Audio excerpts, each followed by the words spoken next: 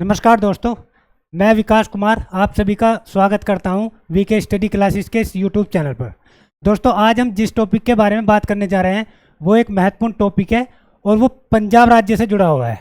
अभी आपने देखा होगा कि पंजाब राज्य में बाढ़ की वजह से बहुत सारे लोगों को हानि हुई है, उनकी फसलें बर्बाद हो चुकी हैं और बहुत सारे लोग जो मृत्यु के गाल में समाये हैं। अब हम देखेंगे कि अब जो आगे हम बात करेंगे उसमें देखेंगे कि किस स्तर पर राज्य सरकार और केंद्र सरकार उनके लिए कार्य कर रही है। और ये जो चर्चा में आया है मुद्दा, वो पंजाब राज्य के हाल ही में मुख्यमंत्री द्वारा एक घोषणा की गई है कि जिसका खेत उसी का रेत।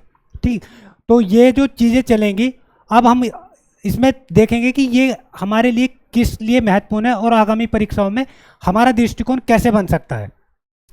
और जो बाढ़ से पीड़ित एरिया है, बाढ़ से पीड़ित राज्य हैं, उनके लिए क्या क्या योजनाएं चलती हैं, राज्य सरकारें क्या क्या योजनाएं चलाती हैं, केंद्र सरकार द्वारा क्या सहायता प्रदान की जाती है और आपदा प्रबंधन से जो मैनेजमेंट बना हुआ है वो किस प्रकार से हमें सहायता पहुंचाता है। हम इसके बारे में आज चर्चा करेंगे इस टॉपिक के बारे में। तो इस टॉपिक के बाद जब आप देखोगे कि तो आपकी एक व्यवस्थित और बैलेंस संतुलन एक दृष्टिकोण बन जाएगा जो कि आपके आगामी एग्जाम में बहुत महत्वपूर्ण होगा और आपका एक पॉजिटिव दृष्टिकोण बनेगा और आप देख पाएंगे कि किस प्रकार से राज्य सरकारें काम करती हैं और किस प्रकार से केंद्र सरकार काम करती है। तो चलिए दोस्तों आगे बात करते हैं, देखते हैं। तो सबसे पहले बात करते हैं कि ये चर्चा में क्यों है। तो हाल ही में क्या हुआ, पंजाब सरकार ने, पंजाब के मुख्यमंत्री ने, जो भगवत मान जी हैं, उन्होंने घोषणा की है कि जो बाढ़ से प्रभावित किसान है, बाढ़ से प्रभावित किसानों के लिए जिसका खेत उसकी रेत, एक घोषणा की है।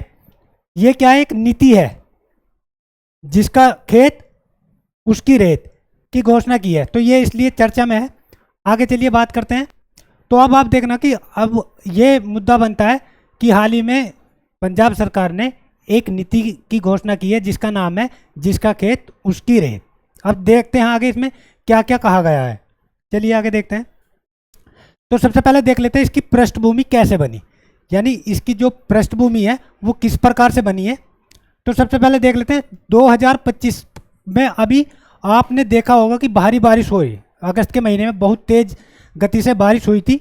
उस बारिश के कारण क्या हुआ, बाढ़ आई, पानी हुआ, पानी का भराव अधिक हो गया। तो उससे क्या, बाढ़ से पंजाब के लगभग 23 जिले, कितने जिले, पंजाब के 23 जिले प्रभावित हुए। नेक्स्ट, तो जो बाढ़ आएगी, अगर ये नदियां हैं, अगर इनसे बाढ़ आ रही है तो बाढ़ इकट्ठा होगी। तो उस बाढ़ की वजह से क्या हुआ, जो पंजाब के खेत थे उनमें एक मोटी रेत जम गई, मोटी रेत जमी और एक गाद की परत जम गई, जिसके कारण जिसमें जमीन खेती योग्य नहीं रही, यानी जो खेती की उर्वरकता है वो खत्म हो गई। अब आगे किसानों के सामने इस समय क्या है, किसानों के सामने अब दोहरी चुनौती है। अब किसान क्या करें, एक तो फसल का नुकसान हो गया उनका और दूसरा क्या होगा, जमीन को पुनः खेती के लिए योग्य बनाने की महंगी प्रक्रिया। तो अब दो समस्याएं किसानों के सामने आपको देखने को मिली, एक तो फसल का नुकसान हो गया बेचारों का और दूसरा क्या हुआ, जो जमीन को पुनः योग्य बनाने के लिए वो खर्चीला या एक महंगी प्रक्रिया है, उसको भी देखना है। अब जो किसान है लंबे समय से ये मांग कर रहे थे कि कहीं भी अगर बाढ़, आप सोचो कि कहीं भी अगर बाढ़ आएगी तो किसान एक प्रकार से मांग करेंगे सरकार से कि भाई हमें कुछ इस प्रकार की सुविधा दी जाए जिससे हमें महंगी प्रक्रिया से भी ना गुजरना पड़े और एक सस्ता और सुलभ हमें रास्ता सुझाया जाए। तो उसको संदर्भ में देखते हुए, उस चीज़ को संदर्भ में देखते हुए राज्य सरकार ने ये घोषणा की थी। तो अब क्या है, जो मिट्टी हटाने और बचाने का अधिकार दिया गया, इसी संदर्भ में पंजाब सरकार ने ये योजना जिसका खेत उसकी रेत की नीति की घोषणा की है। यहाँ तक आप क्लियर हुआ, इसकी पृष्ठभूमि इस प्रकार से बनी। तो चलिए आगे देख लेते हैं। तो अब बात करते हैं कि नीति की मुख्य विशेषता क्या है। जो नीति की मुख्य विशेषताएं क्या है, पहला क्या है, इसमें किसान को अधिकार दे दिया गया। इसमें किसान को अधिकार दे दिया गया। अधिकार का मतलब है कि भाई जिस किसान के खेत में रायत जमा होगा वो उसका खनन कर सकता है। खनन का मतलब कि उस पर उसे अधिकार होगा कि भाई अपने रेत को वो हटा सकता है। ठीक, पहला। दूसरा क्या है, पर्यावरण पर्यावरण मंजूरी से छूट, यानी खेत को सफाई करने के उद्देश्य से उसमें खनन किया जा सकता है, जिससे मतलब ऐसा होता है कि खनन किया जाता है तो उससे पर्यावरण को नुकसान होता है, तो उससे भी किसानों को छूट दे दी गई है। सेकंड, नंबर 3, परमिट लाइसेंस की आवश्यकता नहीं। इसमें कहा गया कि किसान को कोई ऐसा होता है कि अगर कोई खनन किया जाता है तो उसके लिए परमिट या लाइसेंस बनवाना पड़ता है, ठीक है, तो उससे भी इन किसानों को छूट दे दी गई कि कोई भी परमिट नहीं बनवाना है। नेक्स्ट है रॉयल्टी से छूट। इसका मतलब होगा किसानों को रेत पर बेचने पर कोई रॉयल्टी नहीं लगेगी, यानी किसान, जैसे आप देखते हो अगर खनन हो रहा है तो रेत वगैरह निकालते हैं नहरों से, तो सरकार द्वारा उन पर रॉयल्टी लगाई जाती है, उससे भी इन्हें छूट दे दी गई है।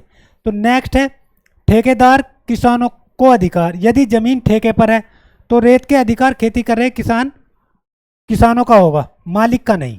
यानी ऐसे समझिए आप कि कोई खेत है और वो ठेके पर दिया गया है, तो जो ठेकेदार किसान है, मालिक नहीं, जो ठेकेदार किसान है उसको उसका मुआवजा मिलेगा, ना कि मालिक को जिसका वो वास्तव में खेत है या ज़मीन है। आगे बात करते हैं जो समय सीमा रखी गई है इसकी, वो रखी गई है 31 दिसंबर तक या अगले आदेश तक, जब तक सरकार घोषणा नहीं कर देती। यानी मोटा मोटा आप समझ सकते हैं कि 31 दिसंबर तक इसकी डेट रखी गई है। और ये भी निश्चित किया गया है कि जब तक दूसरा आदेश नहीं आता तो तब तक अपने रेत को बेच सकते हैं, खनन कर सकते हैं किसान। नेक्स्ट है प्रशासनिक देखरेख। तो इसमें कह दिया गया है जो जिले के डिप्टी कमिश्नर है उनकी देखरेख में ये कार्य चलाया जाएगा। नेक्स्ट, जो सीमित दायरा है, इसकी एक विशेषता ये है कि जो ये नीति है इसका सीमित दायरा है। सीमित दायरे से मतलब ये हुआ कि जहाँ जहाँ पर बाढ़ है, यानी बाढ़ से प्रभावित क्षेत्र में ये नीति लागू होगी। चलिए दोस्तों फिर आगे चलते हैं। यहाँ तक समझ में आ गया कि नीति की मुख्य विशेषताएं, किसानों का अधिकार, पर्यावरण मंजूरी और परमिट लाइसेंस, रॉयल्टी से छूट, ठेकेदार किसानों का अधिकार और सीमित दायरा। नेक्स्ट चलते हैं।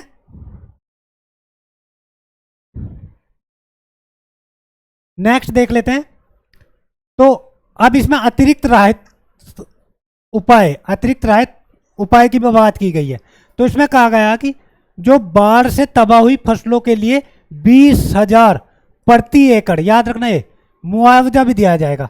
एक तो उसमें जो विशेषताएं हैं वो मैं आपको बता चुका हूँ। सेकंड क्या है कि अतिरिक्त राशि के रूप में 20,000 प्रति एकड़ के हिसाब से मुआवजा दिया जाएगा, वो भी बाढ़ में जान गंवाने वाले परिवारों के लिए। ठीक, अब इसमें क्या है, जो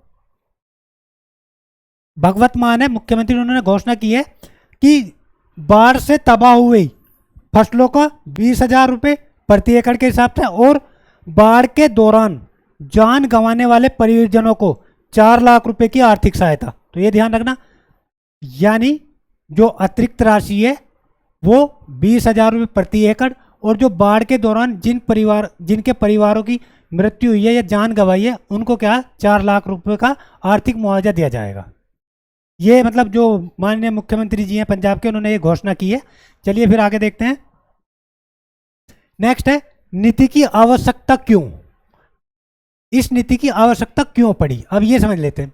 तो इसमें क्या कहा गया कि खेती योग्य जमीन का पुनः उपयोग, यानी अब जब बाढ़ आई तो जमीन जो खेती योग्य रही नहीं, तो आवश्यकता क्या पड़ी, अब उस जमीन को खेती के योग्य भी तो बनाना है। तो इसलिए क्या करा पहला कि बाढ़ के बाद रेत गाद में से हटाना है, और हटाने के बाद उसे खेती के उपयोग्य बनाना है। तो इसलिए क्या करा, पहली बात तो ये। दूसरी क्या कि किसानों को आर्थिक बोझ कम करना, जो किसानों पर आर्थिक बोझ होगा उसे भी तो कम करना है। इसमें कहा गया कि पहले किसानों को रेत बेचने की अनुमति नहीं थी, जिसमें नुकसान और बढ़ता था। अब इसमें क्या कर देगा, आय का वैकल्पिक स्रोत। तो रेत बेचकर किसान अपने नुकसान की भरपाई कर सकते हैं, यानी रेत बेच सकते हैं जो आंशिक भरपाई कर सकते हैं। तो अब समझ में आया कि आवश्यकता क्यों पड़ी इसकी।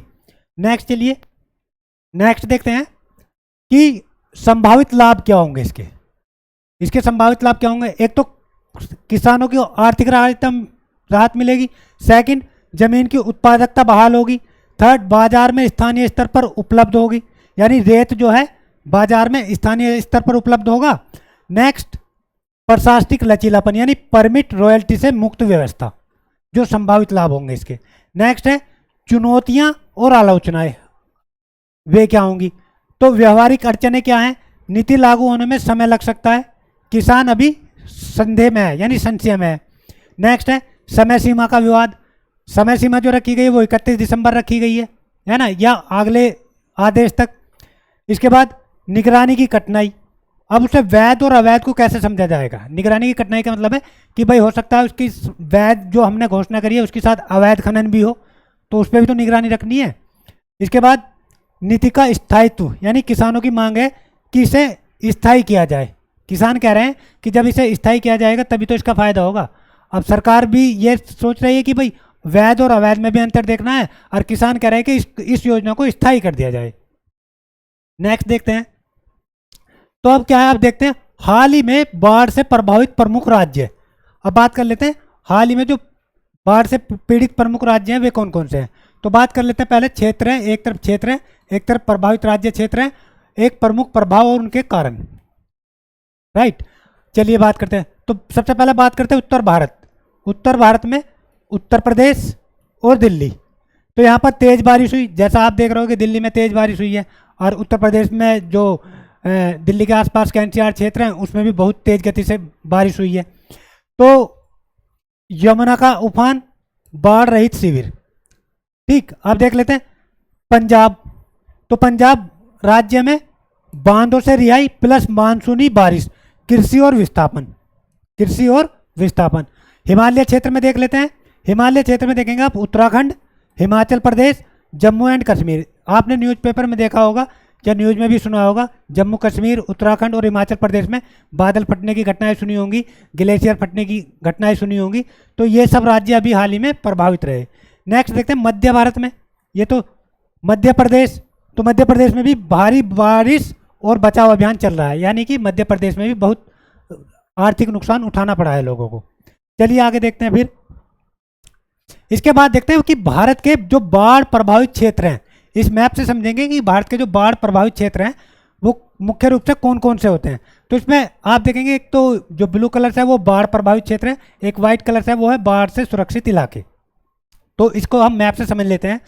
तो सबसे पहले हम बात करेंगे कि बाढ़ से प्रभावित क्षेत्र जो आपको इसमें ब्लू कलर में दिखेंगे तो वो है बाढ़ से प्रभावित क्षेत्र। सबसे पहले बात कर लेते हैं हिमाचल प्रदेश की। तो आप समझते होंगे हिमाचल प्रदेश ये ऐसे है, देखो ये हिमाचल प्रदेश, यानी पहला प्रभावित क्षेत्र कौन सा हो गया, हिमाचल प्रदेश। अब हिमाचल प्रदेश के साथ ही चलेंगे तो यहाँ पर ये हो गया, ये हुआ आपका उत्तराखंड। राइट, इसके हिमाचल प्रदेश के साथ ये पंजाब अत्यधिक प्रभावित, यानी आप देखेंगे कि जो पंजाब है ये पंजाब इस समय बहुत अधिक प्रभावित है। इसी के साथ आप देखेंगे इसका पड़ोसी राज्य हरियाणा भी प्रभावित है। नेक्स्ट अब आएंगे तो अब उत्तराखंड से चलेंगे तो आप देखेंगे दिल्ली, तो दिल्ली भी प्रभावित क्षेत्र में आता है। नेक्स्ट बिहार भी प्रभावित क्षेत्र है, ये सिक्किम प्रभावित क्षेत्र में यानी बाढ़ से सुरक्षित इलाकों में आता है। और इधर अगर बात करेंगे नॉर्थ ईस्ट में बात करेंगे, ईस्ट में बात करेंगे तो अरुणाचल प्रदेश बाढ़ से सुरक्षित इलाका है। असम बाढ़ प्रभावित क्षेत्र है। राइट, नागालैंड भी बाढ़ से सुरक्षित इलाकों में आता है, मणिपुर भी, मेघालय भी और मिजोरम भी। अब यहाँ पर बात करते हैं कि जो असम है वो नॉर्थ ईस्ट में सबसे प्रभावित क्षेत्रों में आता है बाढ़ की स्थिति से। अब नेक्स्ट देख लेते हैं, इधर देखिए झारखंड, ये झारखंड हुआ, तो झारखंड भी क्या है, एक प्रभावित क्षेत्रों में आता है। पश्चिम बंगाल बहुत अधिक प्रभावित क्षेत्रों में आता है। छत्तीसगढ़ कम है। इसके बाद आंध्र प्रदेश भी बाढ़ प्रभावित क्षेत्र में गिनती की जाती है। तमिलनाडु कम है लेकिन बाढ़ प्रभावित क्षेत्र में आती है उसकी गिनती, लेकिन पूर्ण रूप से नहीं आती है। अब इधर बात करेंगे गोवा, लक्षद्वीप समूह, ये बाढ़ प्रभावित क्षेत्र नहीं है। तो यहाँ पर गुजरात भी इतना बाढ़ प्रभावित क्षेत्र नहीं है, लेकिन गुजरात का कुछ हिस्सा आप देखेंगे कि ये बाढ़ प्रभावित क्षेत्र है। राइट, आप आंध्र प्रदेश में भी देखें कि कुछ कुछ जगह पर ये बाढ़ प्रभावित क्षेत्र हमको देखने को मिलते हैं। जैसे कि ये सब पानी वाले जो आपको ब्लू कलर के दिख रहे हैं ये सब क्या हैं, ये नदियां हैं। नदियां के आसपास के क्षेत्र जो हैं वो बाढ़ प्रभावित अधिक होते हैं। राइट, अब आगे देख लेते हैं। तो अब देखते हैं कि बाढ़ आने के कारण क्या हैं। जो बाढ़ हैं वो उसके आने के कारण क्या होते हैं। तो बाढ़ आने के दो कारण होते हैं, एक तो प्राकृतिक कारण होते हैं, प्राकृतिक कारण। सेकंड मानव जनित कारण, यानी एक तो प्राकृतिक कारण हो गए। प्राकृतिक कारण में पहला हो गया भारी वर्षा, भारी वर्षा होगी तो ये क्या है, ये प्राकृतिक कारण है एक।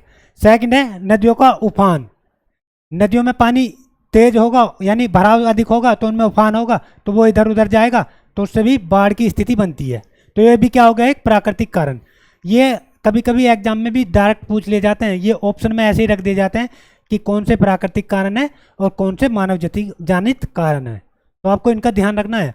नेक्स्ट है हिमनद का पिघलना, चक्रवात और तूफान, निचले इलाकों और तटीय क्षेत्रों की भौगोलिक स्थिति। जो निचले इलाके होते हैं और तटीय इलाके होते हैं उनकी भौगोलिक स्थिति। तो ये तो 5 कारण हो गए प्राकृतिक कारण। अब जो मानव जनित कारण है अब उन पर भी बात कर लेते हैं। तो मानव जनित कारण में सबसे पहले शहरीकरण। आप देखेंगे कि जैसे जैसे शहरीकरण बढ़ता जा रहा है, पेड़ कट रहे हैं, तो उससे क्या है, जो भूमंड मतलब जो वातावरण है, जो हमारा पर्यावरण है, वो क्या है, एक डिस्टर्बेंस हो गया उसमें, है ना। तो वो किसका शहरीकरण किसके द्वारा हो रहा है, हम सब के द्वारा, यानी मानव के द्वारा ये शहरीकरण हो रहा है, जो हमारे पर्यावरण को नुकसान पहुंचा रहा है। इसमें क्या कंक्रीट अधिक होती है, तो ये शहरीकरण में होगा। जो कंक्रीट होगी उससे क्या होगा, तो जो पर्यावरण है वो पर्यावरण क्या होगा, ये जो अपनी उसकी जो बैलेंस चल रहा है ना, वो बैलेंस बिगड़ जाता है ना। जैसे कभी फॉर एग्जांपल कभी कभी हम बताते हैं कि अब हम कुछ अधिक खा लेते हैं और अधिक खाने के बाद क्या होता है, जो हमारा पेट है वो गड़बड़ कर जाता है। तो ऐसे क्या, जो पर्यावरण चलता रहता है, अगर उसमें डिस्टर्बेंस करोगे तो वो क्या होगा, वो इधर उधर तो फिर डिस्टर्बाजी करेगा। तो यही फिर एक बाढ़ के रूप में हमें देखने को मिलता है। तो चलिए आगे देखते हैं। नेक्स्ट है वनों की कटाई। अब पेड़ लगाने से तो बात करने से गए, उनकी कटाई में क्या है, कटाई के अगर कटाई से लाभ भी हो रहा है तो उससे अधिक तो नुकसान हो रहा है ना। अभी आप देखते होंगे कि शहरों में या बहुत सारे राज्यों में बहुत सारी योजनाएं चलाई, पेड़ लगाओ, केंद्र सरकार ने भी बहुत सारी योजनाएं चलाई हैं, लेकिन जितनी योजनाएं चल रही हैं उससे अधिक तो पेड़ों की कटाई हो रही है। और ये शहरीकरण भी तो इन वनों को काट कर ही किया जा रहा है। अभी मैं बताता हूँ कि कभी कभी आपने देखा होगा गाँव में कि जो पहले बहुत सारे हरे भरे बाग थे, उनको क्या करा लोगों ने, बरसाने के लिए प्लॉट बना लिए उसमें, और वे सारे बाग के बाग उजाड़ दिए। तो आप वहाँ देखो कि जो पहले वहाँ हरियाली बनी हुई थी वो क्या हो गया, वो शहरीकरण में तब्दील होता जा रहा है। तो समझा, जैसे शहरीकरण बनेगा वो वनों की कटाई होगी। नेक्स्ट है बांध का टूटना। तो ये बांध भी तो हमारे द्वारा बनाए गए हैं, यानी मनुष्य द्वारा बनाए गए। अगर ये टूट गए तो फिर तो बहुत बड़ा नुकसान होने वाला है। नेक्स्ट है इसमें जल निकासी बाधित होना, यानी जो बड़े बड़े डैम बने हुए हैं उनको पानी रोका गया, अब पानी अगर अधिक हो गया तो उसे पानी को एकदम छोड़ दिया गया, तो उससे भी क्या होता है, उससे भी ये बाढ़ के रीजन बनते हैं, बाढ़ के कारण बनते हैं। नेक्स्ट है नालों और जलमार्गों पर अतिक्रमण। जैसा आप देखते होंगे शहर में, देखते होंगे नाले गंदगी से अट्टे पड़े रहते हैं, है ना। आप कहीं भी बड़े शहर में जाइए, आपको देखेंगे जो नाले होते हैं उसमें जेसीबी चलती रहती है। अगर आपने ध्यान दिया होगा कभी, तो जेसीबी चलती रहती है उन्हें साफ करने के लिए। लेकिन क्या है, मनुष्य जो है ना अपनी आदत से बाज नहीं आता, तो वो उसे ऐसा लगता है कूड़ा करकट वे सब जैसा चलते हैं ना, कूड़ा करकट नाले में जमा मिलेगा, और वो नाले क्या वे जमा हो जाते हैं, उनमें कूड़ा करकट जम जाता है, जो पानी का बहाव है वो उफान लेकर बाहर की तरफ चलने लगता है, वो भी एक बाढ़ का कारण बनता है। चलिए आगे देखते हैं। इसके बाद है अनियंत्रित खनन। तो यदि अगर खनन अनियंत्रित होगा, यानी जहाँ से जी करेगा वहीं से मिट्टी उठानी स्टार्ट कर दी, वहीं पर गड्ढे कर दिए, तो वहाँ क्या होगा, जो पृथ्वी का संतुलन है ना वो बिगड़ जाता है, तो वो भी एक बाढ़ का कारण बनता है। ठीक है, चलिए आगे देखते हैं। नेक्स्ट बात कर लेते हैं। अब भारत में बाढ़ प्रबंधन जो योजनाएं हैं और साधन है, यानी जो सरकार द्वारा बाढ़ से संबंधित योजनाएं चलाई गई उससे संबंधित प्रबंधन क्या किए गए। तो सबसे पहले देखते हैं, बाढ़ प्रबंधन की 3 मुख्य रणनीतियां बनाई गई हैं। ठीक है, तो इस पे बात कर लेते हैं पहले। तो पहली क्या है, जो बाढ़ से रिलेटेड, अगर हमें पता कि किसी क्षेत्र में बाढ़ आएगी तो उससे पहले हमें तैयारी भी तो करनी चाहिए। अब इसके लिए हमें देखना है कि वो क्षेत्र किस किस स्टेज में आ रहा है, किस सिचुएशन में है वो। दूसरी है, तो यानी बाढ़ आने से पहले बचाव और सुरक्षा व्यवस्था। दूसरा है पूर्व रोकथाम और कम करना, यानी बाढ़ के प्रभाव को कम करने के उपाय, कि बाढ़ को किस प्रकार से कम किया जा सकता है। नेक्स्ट है आपदा प्रतिक्रिया और पुनर्वास। इसका मतलब हो गया कि बाढ़ आने के बाद राहत बचाव और कार्य हम कैसे कैसे करेंगे।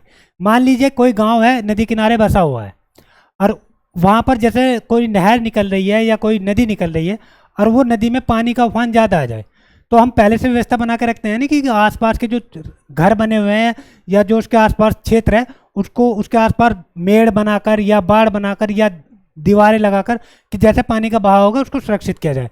तो हम पहले से जान लेते हैं कि भाई अब बारिश का मौसम आने वाला है, तो हम अपने से पहले से ही व्यवस्था बना कर रखें। खासकर आप देखोगे जो नदियाँ किनारे गांव बसे होते हैं, जो बड़े बड़े शहर हैं, वे नदियों किनारे किस प्रकार की व्यवस्था करते हैं, तो वही व्यवस्था है। ठीक है, आगे चलते हैं। तो नेक्स्ट देखते हैं कि प्रमुख योजनाएं और कार्यक्रम, बाढ़ से संबंधित प्रमुख योजनाएं और कार्यक्रम क्या हैं, अब उन पर बात कर लेते हैं। तो सबसे पहले देखेंगे राष्ट्रीय आपदा प्रबंधन प्राधिकरण। तो ये क्या है, बाढ़ सहित सभी आपदाओं के लिए नीति और दिशा निर्देश बनाना।